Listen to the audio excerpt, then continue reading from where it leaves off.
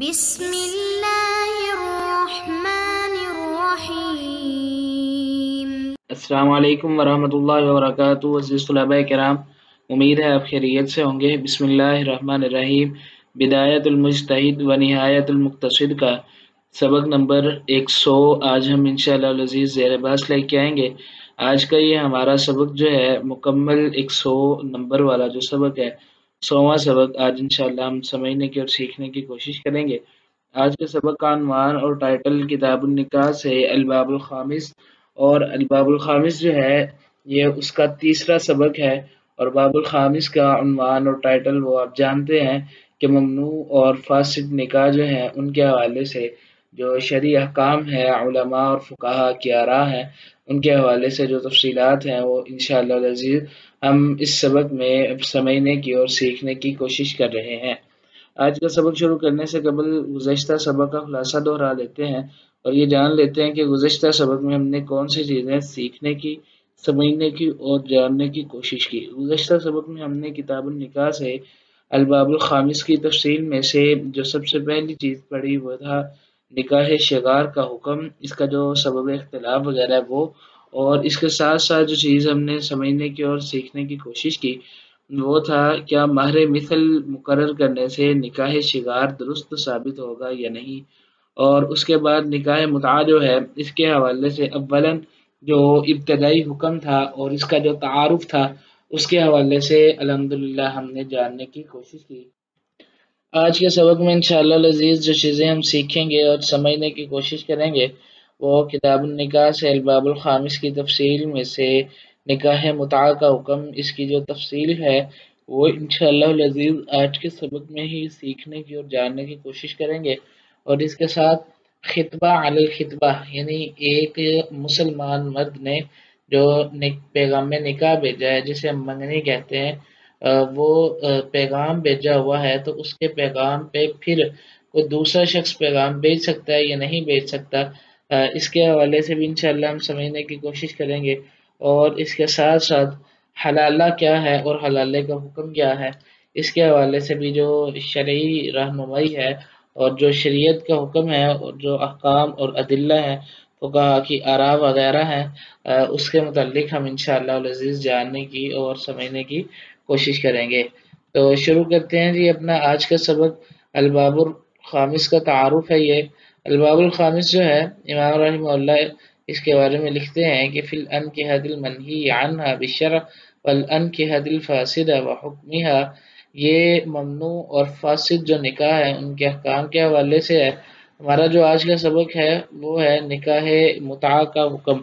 امام رحمہ اللہ اس کے حوالے سے بیان فرماتے ہیں، اما نکاح المتعہ، جہاں تک نکاح متعہ کی بات ہے، متعہ کے حوالے سے گفتگو ہے، فإنہ پس بے شک یہ، وإن تواترت الأخبار، اگرچہ جو خبریں ہیں وہ متواتر درجے کی، تواتر کے درجے کی، یعنی حد تواتر تک پہنچنے والی جو اخبار ہیں، احادیث ہیں جن میں تواتر کی تمام شروط موجود ہیں، وہ روایات ملتی ہیں عن رسول اللہ صلی اللہ علیہ وسلم، جو روایت کی گئی ہیں اللہ کے نبی صلی اللہ علیہ وسلم سے، بتحریمہ، اس کی حرمت کے حوالے سے، الا مگر یہ کہ انہا بے شک اختلافت مختلف ہے، یعنی اختلاف ہے، فی الوقت الذی وقع فیہ التحریم، اس کے وقت کے حوالے سے کہ اس کی حرمت کب واقع ہوئی ہے، یعنی جو حرام ہونے کا حکم ہے اس کے حوالے سے تو واضح اور متواتر روایات جو ہیں وہ موجود ہیں، لیکن جو اختلاف کا سبب ہے وہ یہ ہے کہ یہ کس وقت یہ حرام ہوا، اس کی حرمت کا وقت کیا ہے، یعنی حرمت میں شک اور اختلاف نہیں ہے، اختلاف اور شک یہ ہے کہ یہ کس وقت میں حرام ہوا ہے۔ تو عزیز طلباء کرام، اس پہ گفتگو کرنے سے پہلے آپ یہاں پہ یہ بھی سمجھ لیں کہ متعہ کہتے کسے ہیں، نکاح متعہ ہے کیا۔ تو نکاح متعہ کا مطلب یہ ہے کہ ایک مخصوص پیسوں کے عوض اور مخصوص وقت کے لیے نکاح کیا جائے۔ تو یہاں پہ یہ بات سمجھ لیں، کیا اگر ایک شخص وہ نکاح کرتا ہے اور اس کے تعلقات درست طریقے سے نہیں چل سکتے، وہ اپنی بیوی کو چھوڑ دیتا ہے، تو یہ ایک الگ بات ہے جس کا اللہ رب العزت نے حکم کیا، اور یہ شرعی حکم کے مطابق ہی وہ چھوڑ بھی رہا ہے، اگر کوئی شرعی سبب موجود ہے تب ہی چھوڑ رہا ہے، لیکن متع میں یہ کام نہیں ہوتا۔ متع میں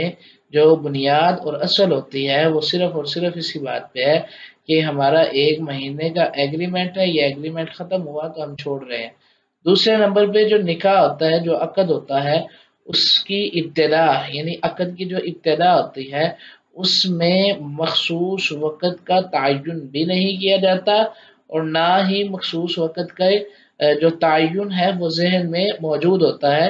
وہ مقصد اور مراد اور جس وجہ سے نکاح کیا جا رہا ہے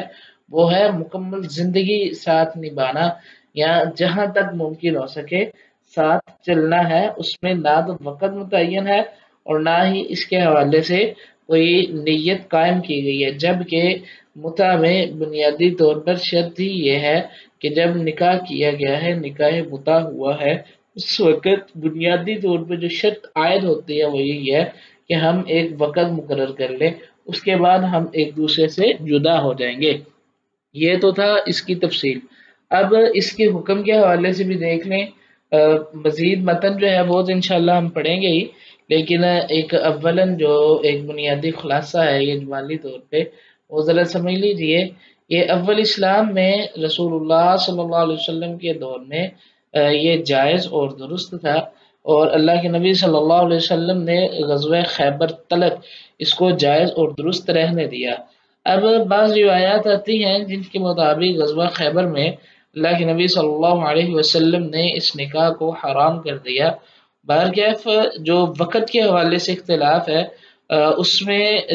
روایات جو ہیں ذرا مختلف بھی ہیں۔ ایک روایت فتح مکہ کے موقع کی آتی ہے، ایک غزوہ اوطاس کے موقع کی آتی ہے، یعنی کہ اللہ کے نبی صلی اللہ علیہ وسلم نے پھر اجازت دے دی، پھر حرام کر دیا۔ تو بہرکیف وقت کے حوالے سے تنوع اور اختلاف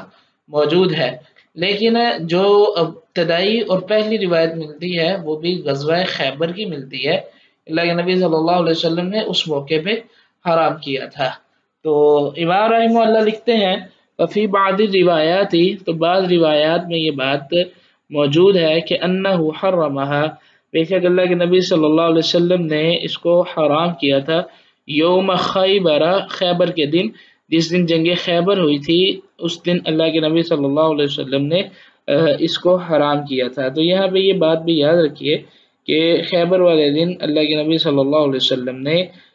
ایک اس کو بھی حرام کیا اور گھریلو گدھے کے گوشت کو بھی حرام کیا۔ بخاری اور مسلم میں یہ روایت موجود ہے، اور الفاظ جو ہیں صحیح مسلم کے میں یہاں پہ پڑھ دیتا ہوں۔ وہ جناب علی المرتضی رضی اللہ تعالیٰ عنہ سے مروی ہے، جو شیر خدا ہیں، جن کو جنگ خیبر کے موقع پہ جھنڈا بھی دیا گیا تھا، اور اللہ اور اس کے رسول کے راضی ہونے کا اور محبت کے ہونے کا اعلان بھی حضرت علی کے حق میں فرمایا گیا۔ تو جناب علی المرتضی رضی اللہ تعالیٰ عنہ فرماتے ہیں کہ نبی صلی اللہ علیہ وسلم نہا النکاح المتعۃ یوم خیبر وعن لحوم الحمر الاہلیہ، اللہ کے نبی صلی اللہ علیہ وسلم نے خیبر والے دن نکاح متع سے بھی منع کر دیا، اور اس کے ساتھ ساتھ گھریلو گدھے کا گوشت کھانے سے بھی اللہ کے نبی صلی اللہ علیہ وسلم نے منع فرما دیا تھا۔ وفی بعضها، اور اسی طرح جو بعض روایات آتی ہیں وہ روایات اس حوالے سے ہیں کہ یوم الفتح، یہ فتح مکہ کے موقع پہ، فتح مکہ والے دن یہ حرام کیا گیا، اور اس کے حوالے سے بھی صحیح مسلم میں روایت جو ہے وہ موجود ہے، جس کو روایت کرنے والے ربیع بن صبورہ الجوہنی رضی اللہ عنہ ہے، عن ابیہ انہ اخبرہ ان رسول اللہ صلی اللہ علیہ وسلم نہا عن المتعۃ زمان الفتح۔ تو یہ روایت بھی بہرکیف موجود ہے، اور اسی طرح وفی بعضها، اور بعض روایات جو ہیں وہ اس حوالے سے ہیں کہ فی غزوۃ تبوک، کہ غزوہ تبوک میں اس سے منع کیا گیا، اور یہ روایت ابن حبان کی ہے کہ رسول اللہ صلی اللہ علیہ وسلم نے غزوہ تبوک کے موقع پہ اس کو حرام قرار دیا تھا۔ وفی بعضها فی حجۃ الوداع، اور بعض روایات جو ہیں اس میں حجۃ الوداع کا ذکر ہے۔ وفی بعضها فی عمرۃ القضاء، اور بعض روایات میں عمرہ القضاء یعنی جو صلح حدیبیہ کے بعد اگلے سال 7 ہجری میں عمرہ کیا گیا اس سال کا واقعہ۔ وفی بعضها فی عام اوطاس، اور بعض روایات کے مطابق یہ جو اوطاس والا سال ہے نا، اس سال یہ حرام ہوا تھا۔ اوطاس جو ہے حنین کی جنگ کے بعد ایک سریہ جو رسول اللہ صلی اللہ علیہ وسلم نے لشکر بھیجا، یہ ان میں شامل تھے، تو اس کی طرف یہ اشارہ ہے۔ بہرکیف ہمارے پاس جو اس کے حرمت کے دلائل ہیں وہ تقریباً 7 مقامات ہیں۔ ان میں سب سے پہلے نمبر پہ جو اس کے حرام ہونے کی دلیل ہمیں ملتی ہے وہ خیبر ہے، پھر فتح مکہ ہے، اس کے بعد غزوہ تبوک ہے، حجۃ الوداع ہے، عمرہ قضا اور جو غزوہ اوتاس ہے۔ یہ 7 مقامات ایسے ہیں جہاں پہ مختلف مقامات پہ اس کے حرمت کی دلیل جو ہے وہ ملتی ہے۔ تو اس کے حوالے سے ہم دیکھتے ہیں جی آگے انشاءاللہ۔ تو امام رحمہ اللہ یہ مقام ذکر کرنے کے بعد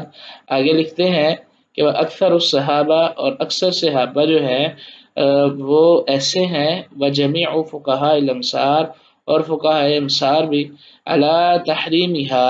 جو اس کی حرمت کے قائل ہیں، یعنی جمہور صحابہ اور جمہور فقہاء اس کی حرمت کے ہی قائل ہیں۔ یہاں پہ امام رحمہ اللہ نے یہ جو اتنی جگہ بیان کی ہیں ان کے حوالے سے بعض صحیح بھی ہیں اور بعض کو علماء نے ضعیف بھی کہا ہے۔ بلکہ ہم صحت اور ذوق کی طرف نہ بھی جائیں تو ہم یہ دیکھتے ہیں کہ جمہور صحابہ کرام رضوان اللہ علیہ مجمعین اور جو جمہور فقہا ہیں، اور صرف ایک علاقے کے نہیں بلکہ امصار یعنی مختلف شہروں کے جتنے بڑے بڑے فقہا ہیں ان کا اجماع ہے اس بات پہ کہ یہ کام جو ہے یہ حرام ہے، یہ جائز اور درست نہیں ہے۔ اور واشتہر عن ابن عباس تحلیلھا،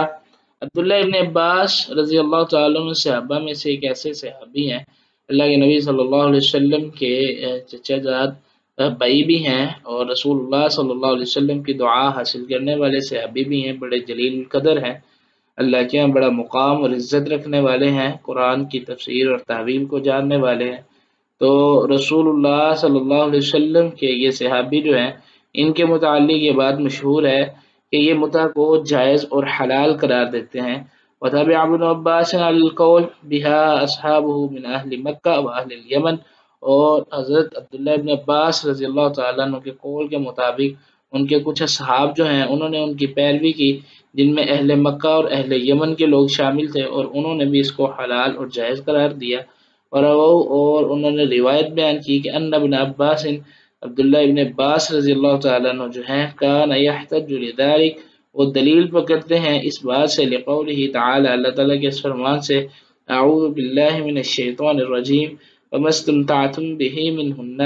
فآتوہن اجورہن فریضہ ولا جناح علیکم الی آخر الآیہ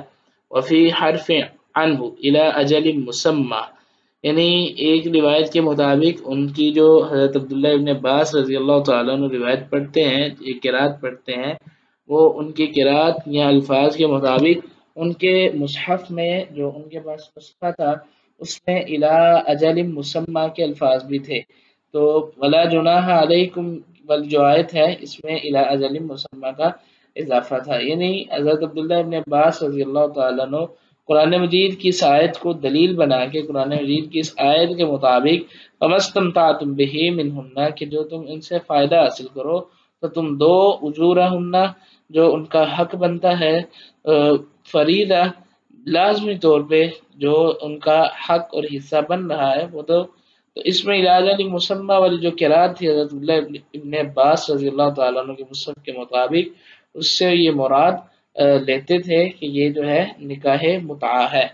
بہرکیف عبداللہ ابن عباس رضی اللہ تعالیٰ عنہ جو ہے ان کے حوالے سے بھی یہ رائے ہے کہ انہوں نے اپنی آخری عمر میں اس سے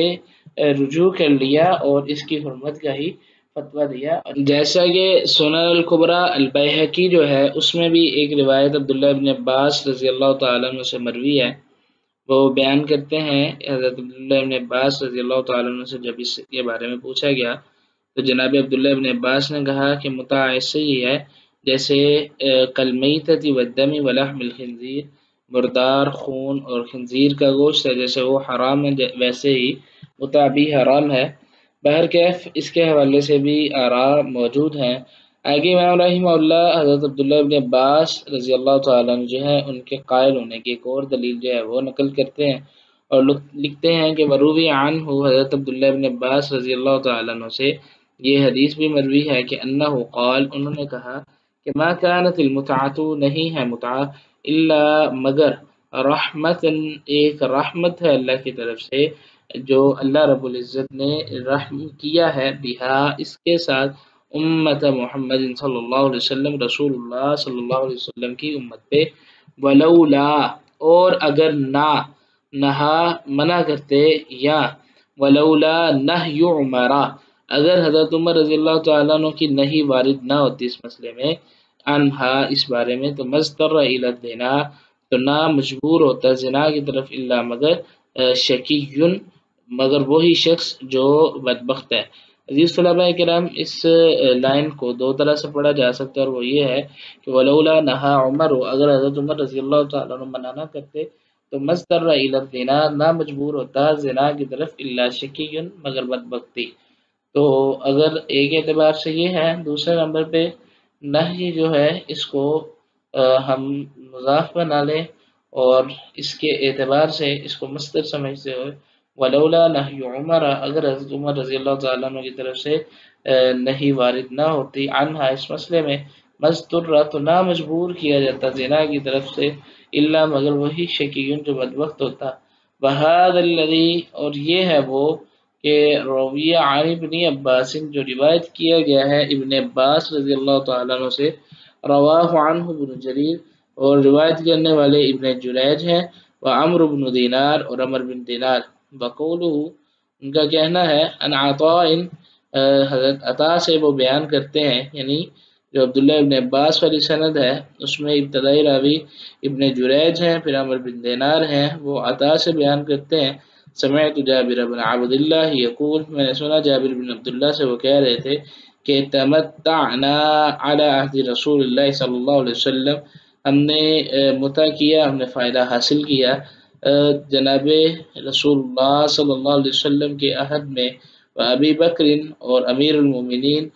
خلیفہ بلا فصل جناب ابو بکر صدیق رضی اللہ تعالیٰ عنہ کے دور حکومت میں اور اسی طرح ونصف من خلافت عمر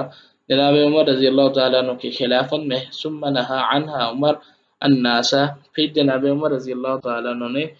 اس کام سے لوگوں کو روک دیا۔ تو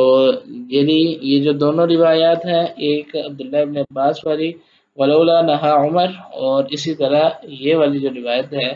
جو حضرت جابر بن عبداللہ والی ہے اس اعتبار سے ہمیں یہ معلوم ہوتا ہے کہ شاید یہ کام چلتا رہا ہے لیکن اگر ہم ذرا وسعت کے ساتھ اس کا مطالعہ کریں اور اس کے حوالے سے غور و فکر کریں تو ہم پر یہ بات بھی واضح ہو رہی ہے کہ سنن الکبری البیہقی جو ہے اس میں عبداللہ ابن عباس رضی اللہ تعالیٰ عنہ صحیح ایک اثر جو ہے وہ منقول ہے اس کو نقل کیا گیا ہے جس کے مطابق عبداللہ ابن عباس رضی اللہ تعالیٰ عنہ جو ہے انہوں نے اس کام کو اپنی زندگی میں ہی ناجائز اور حرام قرار دے دیا تھا۔ آگے امام رحمہ اللہ نے جو اگلا مسئلہ ہے اس کے متعلق شروع کیا اور وہ مسئلہ یہ ہے کہ خطبہ علی الخطبہ کا حکم کیا ہے۔ خطبہ سے مراد منگنی ہوتی ہے پیغام نکاح ہوتا ہے جب ہم کسی سے رشتہ جوڑنا چاہتے ہیں تو اس سے قبل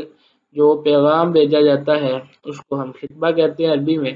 تو امام رحمہ اللہ فرماتے ہیں اما اختلافهم فی النکاح الذی تقع فیہ الخطبۃ والخطبۃ غیرہ جہاں تک ان کا اختلاف ہے اس نکاح میں الذی وہ تقع فیہ کہ واقع ہے اس میں الخطبۃ علی خطبۃ غیرہ ایک کی منگنی پہ دوسرے کی منگنی یعنی ایک مسلمان نے پیغام نکاح بھیجا ہوا ہے آگے سے کسی دوسرے نے بھی اس پیغام پہ پیغام بھیج دیا تو اس کے حوالے سے بہرکیف اختلاف موجود ہے۔ اس کے حوالے سے فقہا نے کئی طرح سے اس کا حکم جو ہے وہ